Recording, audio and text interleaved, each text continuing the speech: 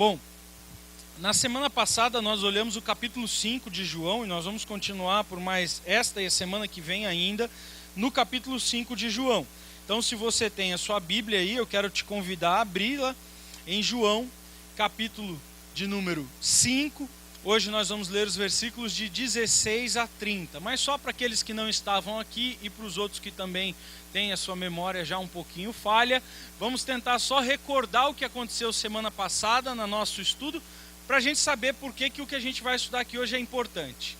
Semana passada, Jesus chegou em Jerusalém e ele encontra ali um homem paralítico, um homem 38 anos paralítico.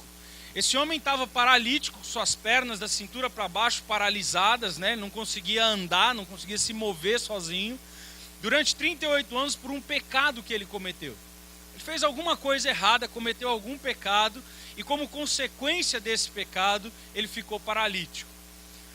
E aí Jesus então, no meio de uma multidão de pessoas doentes, escolhe esse homem, e diz para esse homem que ele estava curado.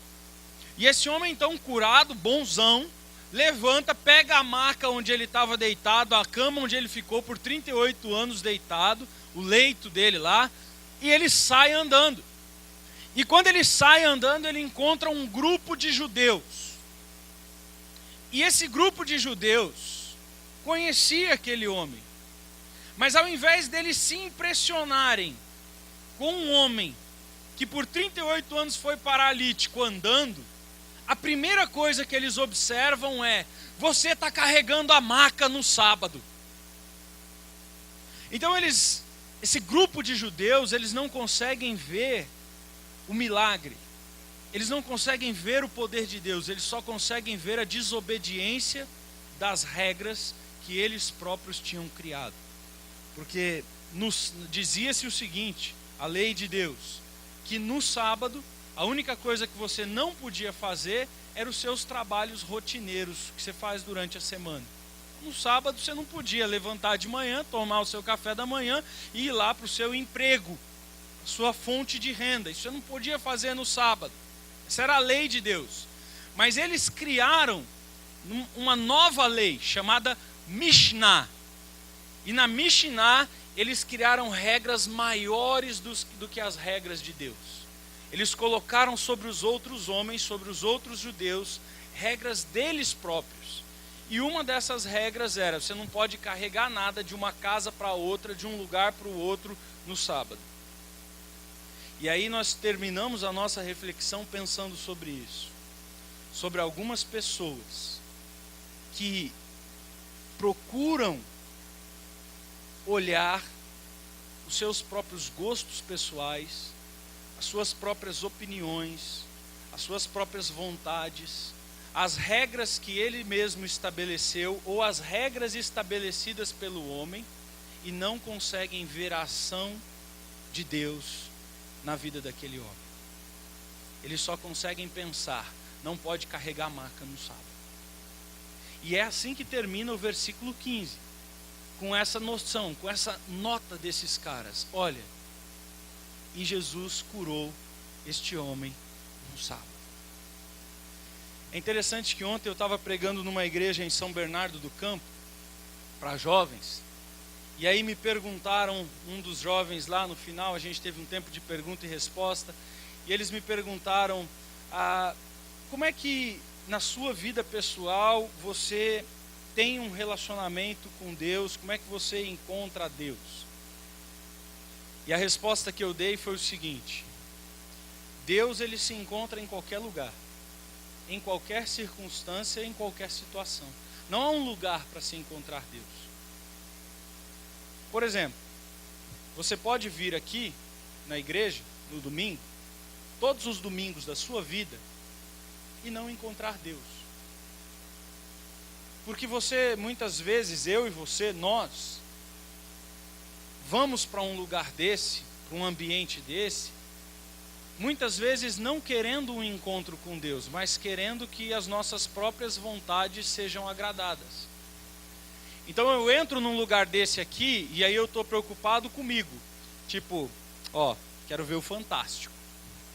Tenho que sair a tempo de ver o Fantástico. Então, se o pastor pregar muito, demorar muito, não estou afim. Então, essa pessoa, ela não consegue olhar na fala do pastor, na pregação, na mensagem, na exposição da Bíblia, ela não consegue ver a voz de Deus ali. E não é porque o pastor não está pregando a Bíblia, é porque ela não consegue entender a vontade de Deus para ela e ver naquilo a voz de Deus. Porque uma pessoa que está querendo ver a voz de Deus, uma pessoa que está realmente querendo ouvir a voz de Deus, ela pode ir para uma igreja e ter lá na frente um velhinho de 90 anos, semi-analfabeto, falando tudo errado, e ele pregar durante 3 horas e essa pessoa sair dali e falar assim: eu tive um encontro com Deus. Porque para ele não importa quem, não importa onde, não importa como, não importa quanto, importa o encontro dele com Deus.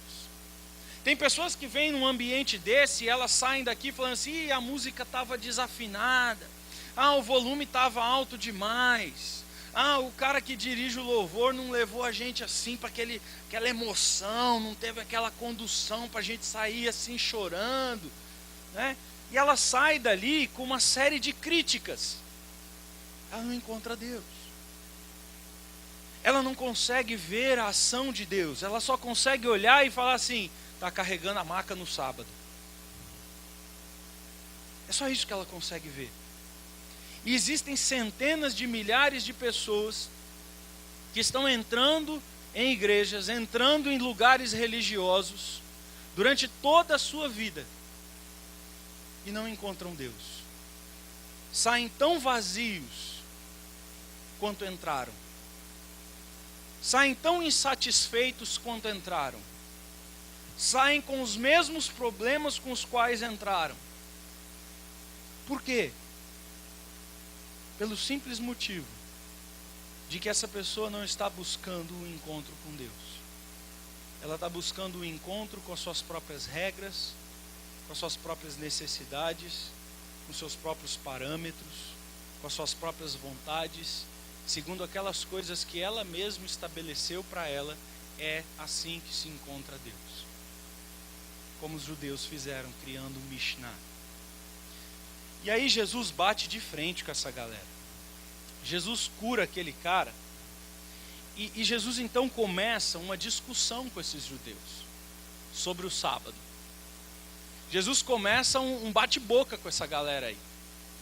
Essa galera chega e intima Jesus. Fala: você está curando no sábado. Quem é você para fazer isso?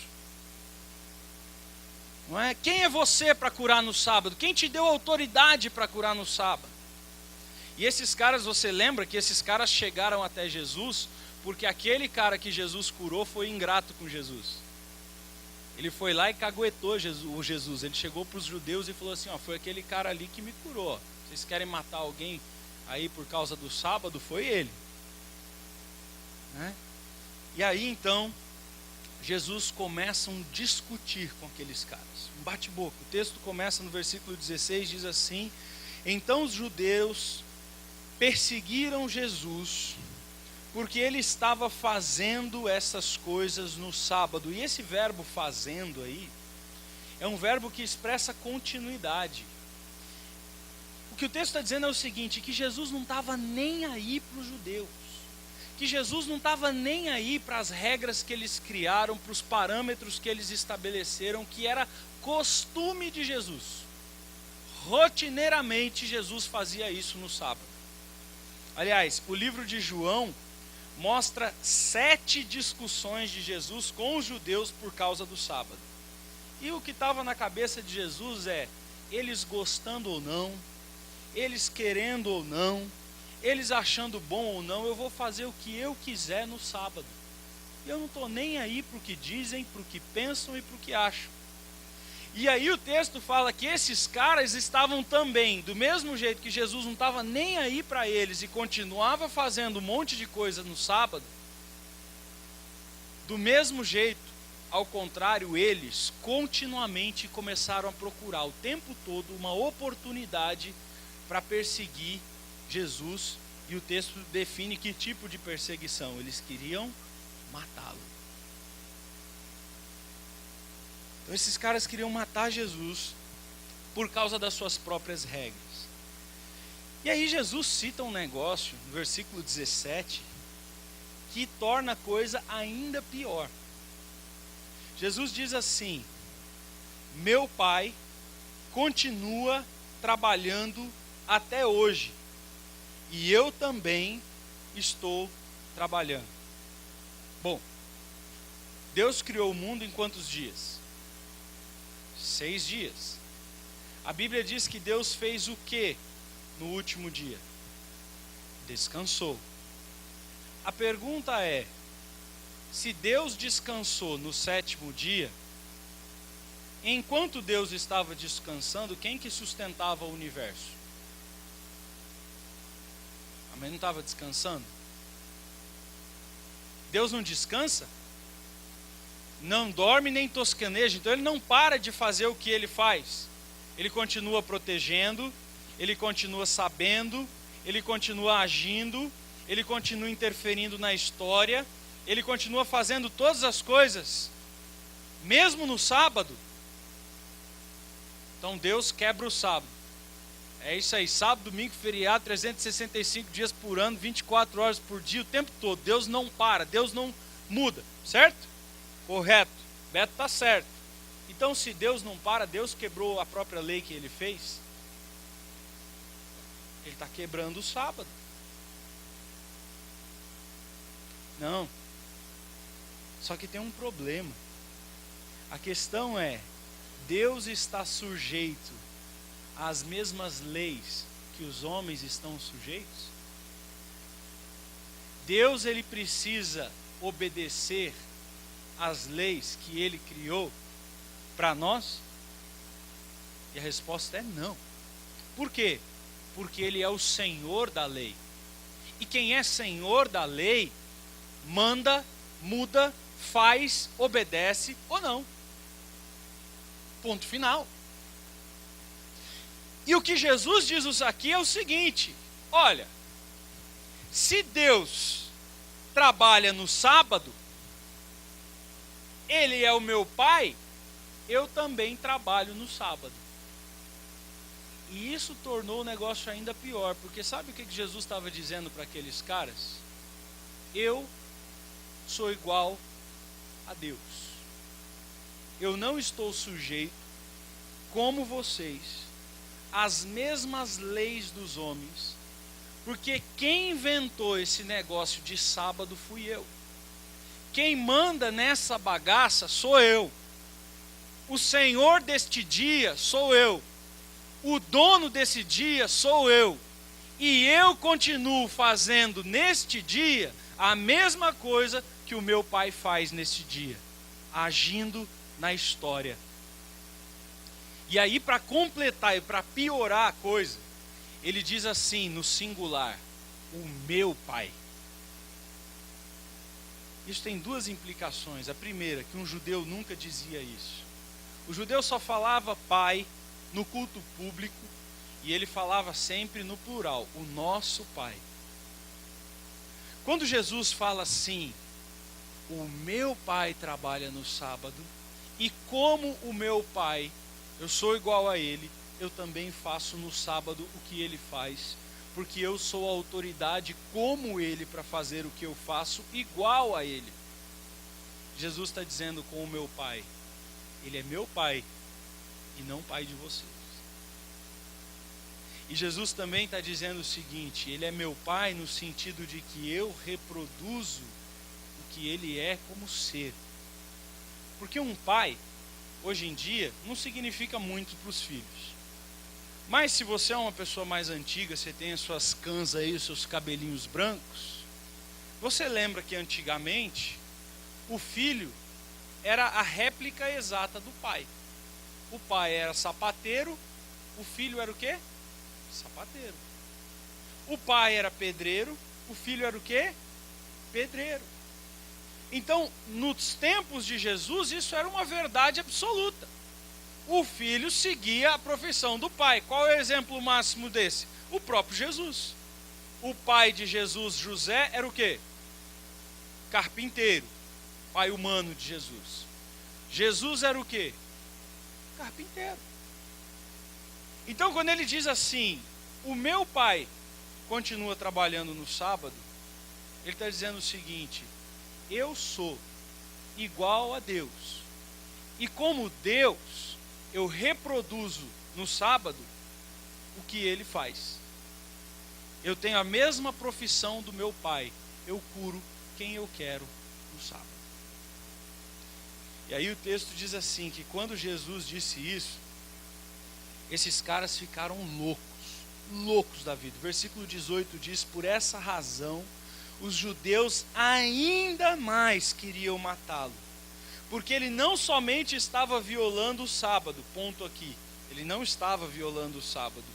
O sábado aqui é segundo os padrões deles próprios. Mas também estava dizendo que Deus era o seu próprio Pai, igualando-se a Deus. E aí o texto diz assim: Jesus então saiu para retrucá-los. A palavra que ele usa aqui é a ideia de uma palavra de igual. Você já viu aqueles filmes que o advogado vai na frente no tribunal e ele começa a defender a testemunha, defender o cliente dele, e ele faz aquele discurso eloquente? É a mesma palavra que João usa para falar o que Jesus estava fazendo. Quando esses caras ficam com ódio de Jesus, Jesus não foge, Jesus não se acusa, Jesus não simplesmente diz: não, tudo bem, não vou entrar em discussão, deixa para lá. Não. Jesus fala assim: vocês querem falar sobre o sábado? Então agora eu vou me defender aqui. E aí Jesus diz para esses caras: eu lhes digo a verdade, que o filho não pode fazer nada de si mesmo. Ele só pode fazer aquilo que o pai faz. Porque o que o pai faz, o filho também faz. Pois o pai ama o filho e lhe mostra tudo o que faz. Sim, para a admiração de vocês, ele lhes mostrará obras ainda maiores do que esta. Pois da mesma forma que o pai ressuscitou os mortos e lhes deu a vida, o filho também dá a vida a quem ele quer. Além disso, o pai a ninguém julga, mas confiou todo o julgamento ao filho, para que todos honrem o filho, como também honram o pai. Aquele que não honra o filho, também não honra o pai que o enviou. Eu lhes asseguro, quem ouve as minhas palavras e crê naquele que me enviou, tem a vida eterna e não será condenado, mas já passou da morte para a vida. E eu lhes afirmo que está chegando a hora, e já chegou, em que os mortos ouvirão a voz do Filho de Deus, e aqueles que ouvirem viverão.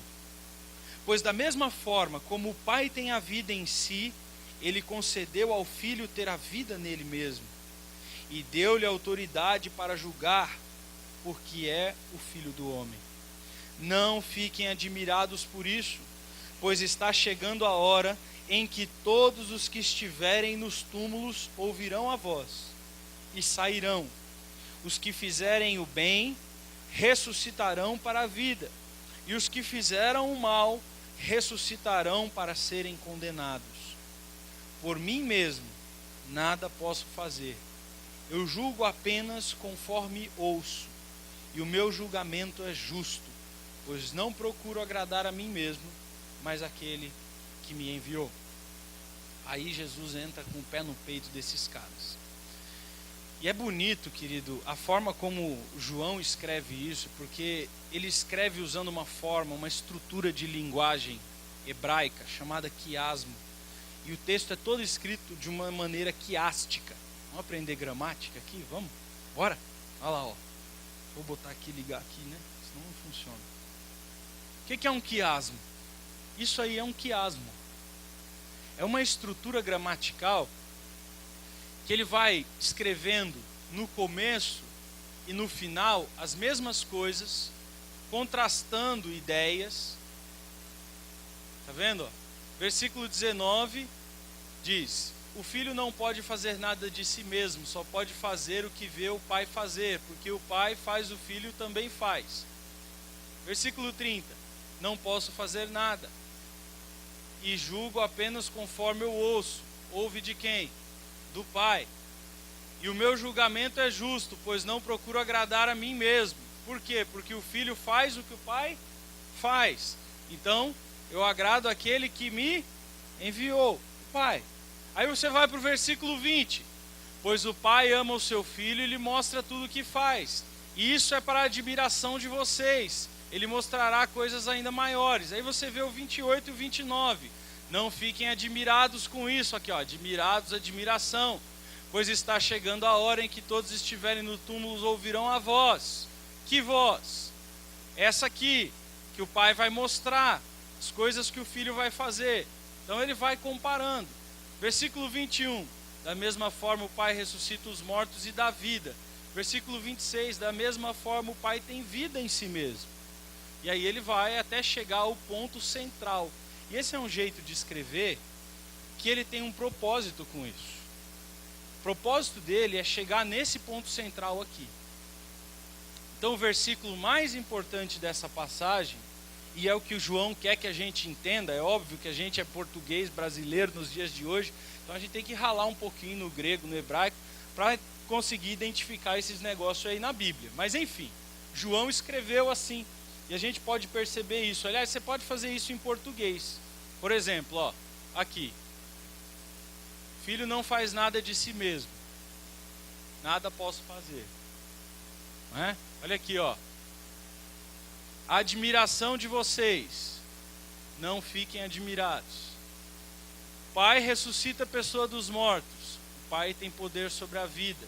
Concedeu para o Filho. O Pai não julga ninguém. Deu autoridade para o Filho julgar. Quem ouve as minhas palavras e crê no que enviou, tem a vida eterna. Os mortos ouvirão a voz do Filho e aqueles que ouvirem viverão. Ó, vida, viverão. E aqui não tem correlação com nenhum outro.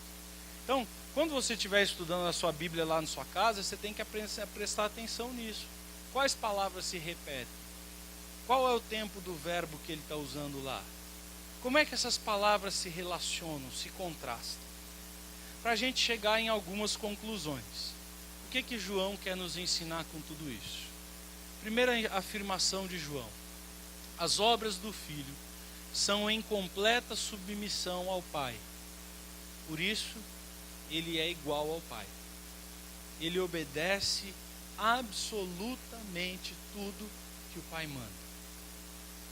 Versículo 19 diz o seguinte: mesmo ele sendo Deus, ele não considerou que ser Deus era uma situação a qual ele deveria se apegar. Mas ele se esvaziou e tomou a forma de servo e foi obediente ao Pai. E a Bíblia diz que a obediência dele foi extrema. Que essa obediência foi absoluta. Que ele não desobedeceu o Pai em nada, inclusive a morte de cruz. Você lembra a oração lá de Jesus no Getsêmani? Senhor, não quero morrer. Eu sei o que vem pela frente, eu sei o que vai ser aquela cruz. Se tiver algum jeito de me livrar disso aí, me livra. Mas faça-se a sua vontade. Para onde ele foi? A cruz. E Jesus está dizendo, se tem alguém que é igual a Deus, em termos de fazer exatamente tudo o que Deus manda, e como consequência, se eu posso fazer o que Deus faz, como Ele faz e como Ele manda fazer, eu sou tão Deus quanto Ele. O final do versículo diz, as obras do Filho em submissão ao Pai, julgando com justiça, agradam ao Pai. Então esse Filho, como ele age conforme o Pai quer, ele faz Deus feliz. E Jesus ele está dizendo o seguinte, eu e Deus, nós somos um só ser. Nós estamos completamente relacionados em termos do nosso querer e do nosso agir. Tudo que o Pai pensa, eu sei. E tudo que o Pai quer que seja feito, eu faço. E eu, como Ele, faço as coisas que Ele faz.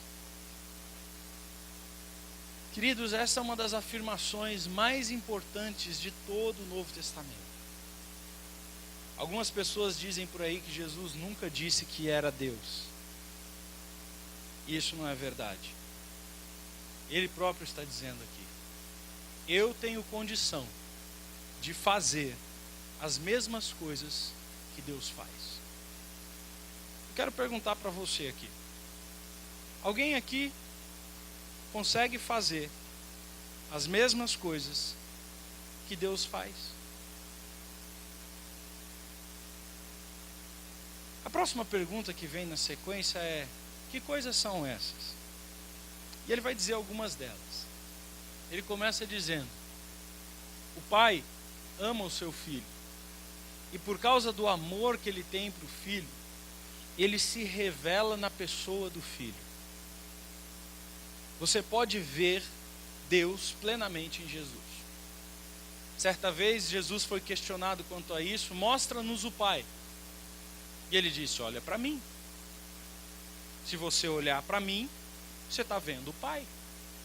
Porque eu e o Pai somos um só. Então quem vê a mim, vê ao Pai. Então a resposta é: Deus já foi visto na terra. E sim, Deus já foi visto na terra. Como? Na pessoa de Jesus Cristo. A minha pergunta é: alguém de nós aqui, alguma pessoa aqui, reflete perfeitamente e completamente a pessoa de Deus? Não? Ninguém aqui? Ninguém se propõe? Eu sou aqui. Pode olhar para mim aqui, você vai olhar para mim, vai ver Deus 100%. Tem alguém? Mas Jesus sim. Aí Jesus diz mais para aqueles judeus: a obra do Filho são igual à obra do Pai. E o resultado disso é que as pessoas vão se maravilhar. E a expressão maravilhar no texto é cair de queixo a ponto de confessá-lo como Deus. Então Jesus está dizendo o seguinte: quem tem um encontro comigo, tem um encontro com o Deus verdadeiro.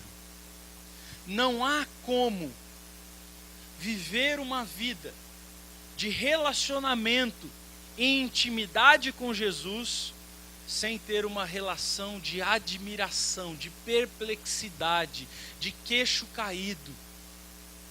Viver uma vida com Cristo, contemplando Cristo, se relacionando com Cristo, é viver uma vida de estar o tempo todo vendo a ação de Deus e estar admirado com essa ação. Então Jesus diz: eu sou igual a Deus, eu faço as mesmas coisas que Deus faz. Deus pode ser visto em mim. E ele continua. Ele diz o seguinte: a autoridade do Filho é de doador da vida igual a do Pai. Porque, por exemplo, você abriu o Antigo Testamento, esse negócio de ressuscitar morto não é novidade. Elias ressuscitou um morto. Lembra disso?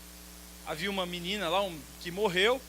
Então Elias vai até a casa dela, deita sobre a menina e ele fica ali e sopra dentro da boca da menina. E aí Deus fala: volta lá e faz isso de novo. E Deus vai falando para ele repetir isso. E chega uma hora que a menina ressuscita. Certo? Só que Elias faz isso porque Deus quis. Foi Deus que falou para Elias: vai lá e faz. Agora Jesus, ele fala diferente. Ele fala: olha, eu não sou só um profeta igual Elias, que foi lá e fez o que Deus quis.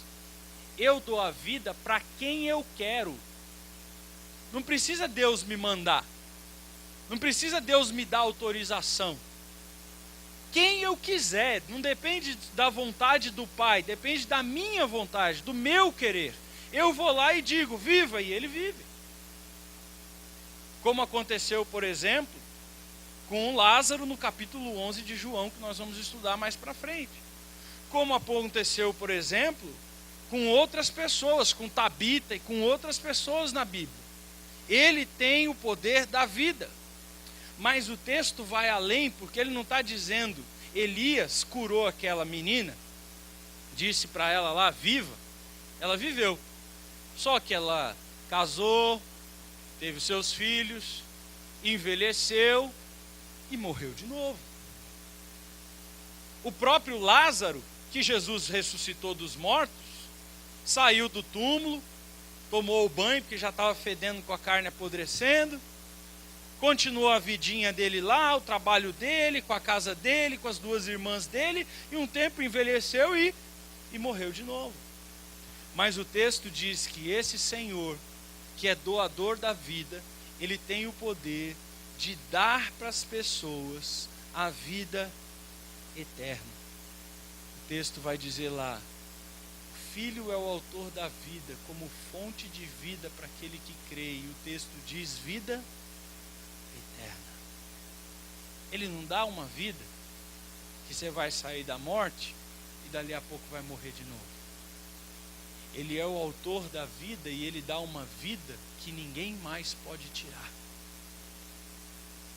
Ele diz o seguinte: quem tem a vida jamais voltará para a morte, porque já passou da morte para a vida. Jesus está dizendo o seguinte: para quem ele quer, ele dá a vida. E a pessoa que receber a vida que ele dá, nunca mais vai perder essa vida que ele dá. Então, querido, se você é arminiano aí, você crê em perda de salvação, pode ler a Bíblia de novo, porque Jesus está dizendo: eu dou e ninguém tira. Ele diz assim: ele tem a vida. E de novo ele usa um imperfeito, e ele está dizendo o seguinte: ele tem para sempre. Eu dou e não pode ser tirado. Então Jesus tem o poder de dar vida eterna para quem ele quer. E essa vida é eterna, é contínua. O texto também diz que o Pai, ele mesmo, não julga ninguém. Quem julga é o Filho. E aqui há um equilíbrio nas coisas. Porque a gente ouve nos nossos dias muito esse evangelho suave. Sabe esse evangelho manco pela metade? Que diz que Deus é só amor, que Deus só dá salvação, que Deus só dá vida eterna, que Deus no final das contas vai salvar todo mundo, e que a maioria vai para o céu. Mas o texto está dizendo que esse cara, que é doador da vida eterna, ele também tem o poder para não só dar a vida eterna, mas para dar outra coisa. O texto diz que ele tem o poder para dar o julgamento. O Pai deu a ele o poder do julgamento. E a palavra que ele usa aí é juízo final. O juízo que determina o fim absoluto dos homens. E aí ele diz: para aqueles que escolheram fazer o bem, que escolheram a Jesus Cristo, ou que foram escolhidos por ele, mas que por serem escolhidos por ele, foram fazer o bem e viveram uma vida que agrada a Deus, a esses ele dá a vida eterna. Mas aos que decidiram fazer o mal, que decidiram seguir pelos caminhos errados, e decidiram desobedecer a Deus e a negar a Jesus Cristo, essas pessoas recebem uma outra coisa. E o texto diz: é a condenação, é o inferno, é a morte eterna, é a separação eterna de Deus. Então, quando nós olhamos para Jesus, a imagem que essa parte verde está mostrando de Jesus aqui, é uma imagem de uma palavra que a gente quase não usa, chamada equidade. Equidade é o que a justiça deveria fazer, mas não faz. Quando você vê a imagem da justiça, como é que é a justiça? Cega. Ela tem uma espada numa mão, juízo, e uma balança na outra. Por que a balança está na outra? E essa balança está sempre equilibrada, reta, mostrando que ele julga com justiça. Ele dá a cada um o que merece. E ele tem na mão o poder para dar a libertação, mas também a espada. É essa imagem de Jesus que está sendo apresentada aqui, o justo juiz. E o texto diz que esse justo juiz, ele tem dois tipos de situações. E a balança dele não pende para lado nenhum. Quando você é botado na balança dele, você vai receber o resultado justo, exato, perfeito. por aquilo que você fez. Fez o bem, reconheceu a Jesus Cristo como Salvador, recebeu a vida, salvação. Fez o mal, não recebeu a vida, condenação, morte eterna, inferno. Simples assim. E isso está nas mãos de quem? De Jesus. Não depende de você, não depende de mim, não depende do meu querer, da minha vontade, mas depende da escolha de Deus, porque Ele dá a vida para quem Ele quer. Continuar. Aí o texto diz o seguinte, olha, a honra do Pai é a honra do Filho. A rejeição do Filho é a rejeição do Pai. E o texto está dizendo o seguinte, não há como conhecer a Deus, adorar a Deus, honrar a Deus, alegrar a Deus, viver a vida eterna de Deus, senão em Jesus Cristo. Qualquer pessoa, querido, que diga por aí que Jesus Cristo não é Deus e que não honre a Jesus Cristo como Deus, essa pessoa já está condenada. E eu quero dar alguns nomes para vocês aqui, para que vocês guardem esses nomes e lembrem-se dessas pessoas, de orar para elas e de pregar o Evangelho para elas. Por exemplo, os muçulmanos. Os muçulmanos não acreditam que Jesus é Deus. Os muçulmanos, eles dizem que Jesus é só um profeta, que ele é só um cara que falou algumas coisas legais e bonitas, mas que ele não é Deus. Os muçulmanos vão para o inferno. Os espíritas não acreditam que Jesus é Deus. O livro lá de Allan Kardec diz especificamente, palavras de Allan Kardec, Jesus não é Deus. Está escrito no livro dos Espíritos. E essas pessoas vão para o inferno, porque elas afirmam categoricamente, Jesus não é Deus. Testemunhas de Jeová. Os testemunhas de Jeová não acreditam que Jesus é Deus. Eles acreditam que Jesus era um super-humano, que ele era um ser humano normal e que na hora do batismo Deus entrou nele e ele ficou ali um super-poderoso, mas que até ali ele era um homem normal como qualquer um outro. Então eles não acreditam que Jesus é Deus. E o caminho deles é a perdição, é o inferno. Quer ver outras pessoas que dizem isso? Os Mormons. Sabe aquela galera, aqueles loirinhos, engravatadinhos, escrito Elder na plaquinha? Aquela galerinha está todo mundo perdido, caminhando rumo direto ao inferno, porque eles olham para Jesus e eles dizem, Jesus não é Deus.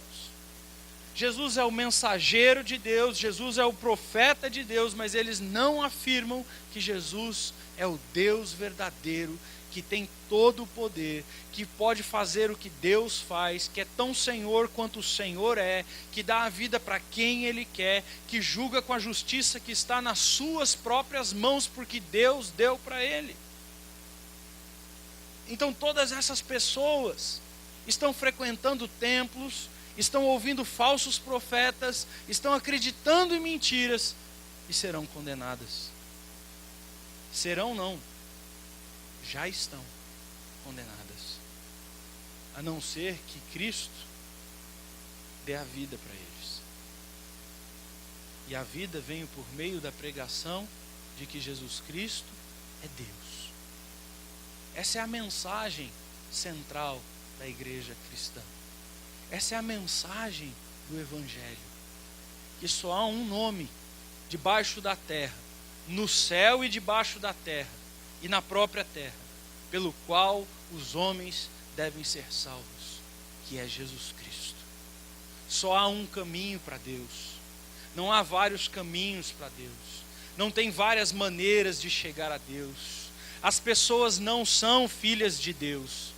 A Bíblia diz lá em Efésios capítulo 1, que em Jesus Cristo, aqueles que crerem no seu nome, Deus dá a eles o poder de se tornarem, de serem feitos filhos de Deus. Só é filho de Deus quem crê que Jesus Cristo, o Deus vivo, o Logos encarnado, veio ao mundo habitou entre nós e morreu pelos nossos pecados e ressuscitou ao terceiro dia. Essa é a mensagem do Evangelho. E essa mensagem tem sido esquecida em muita igreja por aí. Tem muita igreja que tem pregado o Evangelho do vem para cá e seja feliz. Salvação não é felicidades, querido. Salvação é Cristo. Independente de se você vai viver debaixo de tristeza toda a sua vida. Salvação não é vida fácil, não é porta aberta, não é caminho tranquilo. Salvação é porta estreita, é caminho pedregoso, é vida difícil, é sacrifício, é matar a si mesmo. Porque isso tem a ver com o Evangelho de Jesus Cristo. E esse Evangelho não tem sido pregado. Venha para a nossa igreja que aqui você vai ficar curado da sua doença. Venha para a nossa igreja que aqui você vai ficar rico, você vai ter emprego, você vai ter casa, carro, tudo vai dar certo na sua vida. Venha para a nossa igreja que aqui você vai ser feliz. E as pessoas estão indo para as igrejas e entrando nessas igrejas e dentro dessas igrejas morrendo e indo direto para o inferno. Porque elas não estão ouvindo que só há um caminho de salvação, que é Jesus Cristo. Quem não honrar a Jesus Cristo nunca verá Deus. Quem não glorificar a Jesus Cristo nunca verá Deus. Quem não aceitar a Jesus Cristo nunca verá Deus. Quem não declarar dos seus próprios lábios Jesus Cristo é o Deus vivo, não verá a Deus. E Jesus está dizendo isso para aqueles judeus. E ele diz mais: quem crê no Pai, através do Filho, tem a vida. Quem ouve a voz do Filho, ressuscitará. E essa é a mensagem que Jesus dá para aqueles homens, dizendo para eles: eu sou Deus. Eu sou Deus. Eu sou o Senhor da história, eu sou o Senhor da vida, eu sou o Senhor da morte, eu sou o justo juiz, a justiça está nas minhas mãos. E se vocês não se admirarem, se vocês não se maravilharem com isso, se vocês não olharem as coisas que eu faço e se entregarem a mim em adoração, só resta um caminho, que é o caminho que vocês já estão seguindo, da morte para a condenação eterna. Queridos, eu sei que isso parece redundante ser pregado dentro de uma igreja evangélica, mas o pastor Russell Shedd disse um negócio um dia desses num congresso, e eu costumo respeitar o que o Shedd diz. Ele disse assim que o maior campo missionário que tem no Brasil hoje é a igreja evangélica brasileira, porque se tem pregado tudo dentro dessas igrejas, menos Jesus Cristo, como sendo Ele o Deus vivo.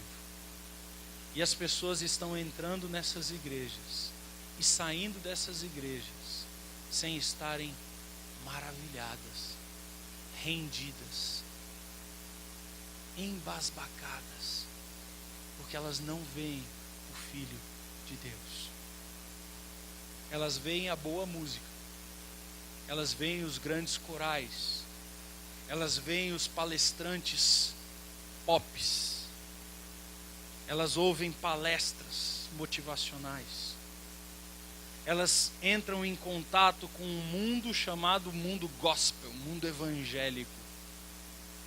Elas conhecem as músicas, elas conhecem os rituais, elas conhecem os comportamentos, elas conhecem a fala: paz de Deus, Deus te abençoe, graça e paz.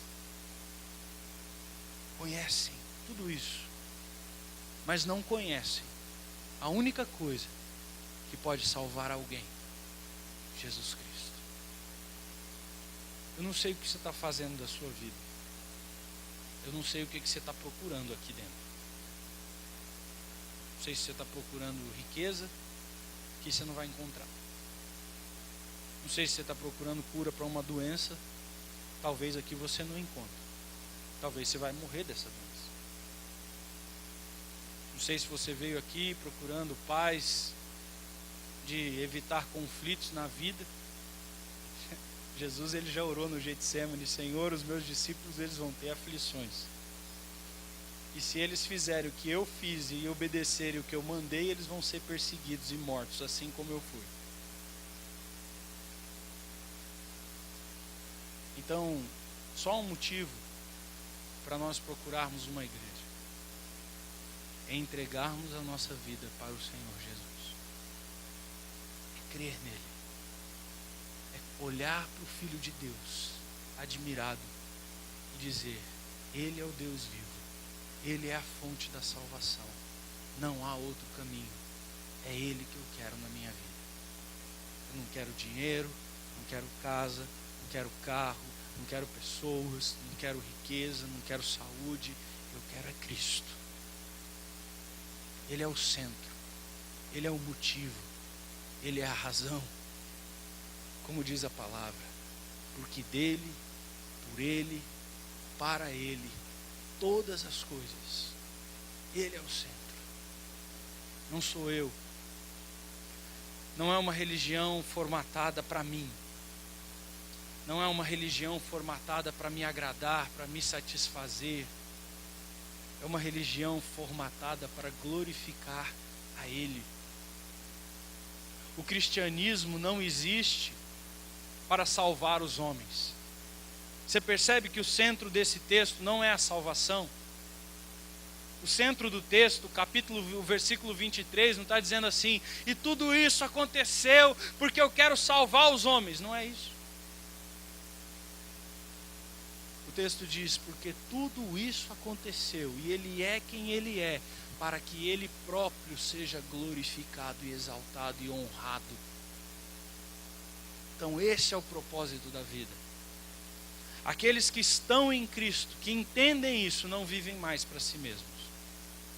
Não vivem mais para os seus propósitos, não vivem mais para as suas razões, não vivem mais pelos seus motivos, não vivem mais pelas suas vontades, não vivem mais pelos seus achismos, pelas suas próprias leis, pelas regras estabelecidas pela sociedade, não.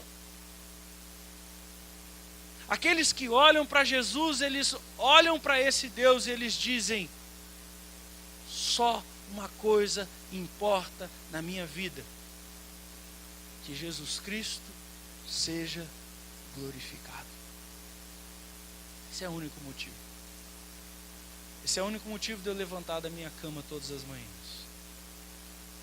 Esse é o único motivo de eu comer, de eu tomar banho, de eu comprar, de eu vender, de eu casar, de eu ter filhos. O único motivo da minha existência é que Jesus Cristo seja honrado e glorificado. Quer comamos, quer bebamos, quer façamos qualquer coisa, que tudo seja feito para a glória dele. O que Jesus está dizendo para aqueles homens é: vocês estão tão cercados da sua religião que vocês não conseguem admirar o próprio Deus. Como é que você está? Eu quero que você feche seus olhos agora. Que você olhe para a sua própria vida.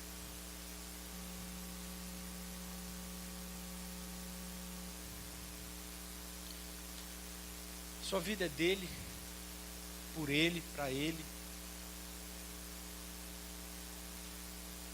Comer, beber, existir, trabalhar. Por que você faz tudo isso? Para que você existe? O que te motiva? O que te impele? O que te dirige? Qual é o centro da sua existência? Para que você está entrando nesse lugar aqui? Porque você gosta da música? Porque o palestrante é bom? Porque você está com medo de ir para o inferno? Todos esses motivos não vão te ajudar. Só existe um motivo para nós estarmos juntos aqui, é olharmos para Cristo. Ele é a razão.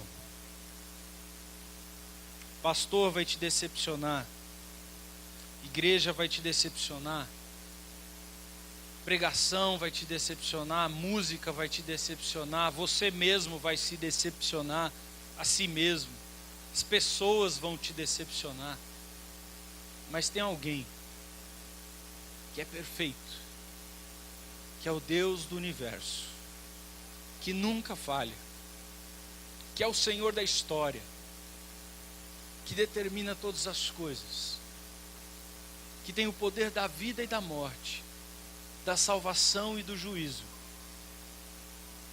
E se você olhar para esse alguém e tornar este alguém o centro da tua vida, nada mais nesse mundo terá sentido fora dele.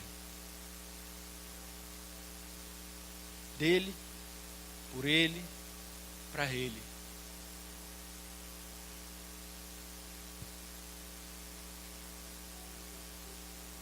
Senhor querido,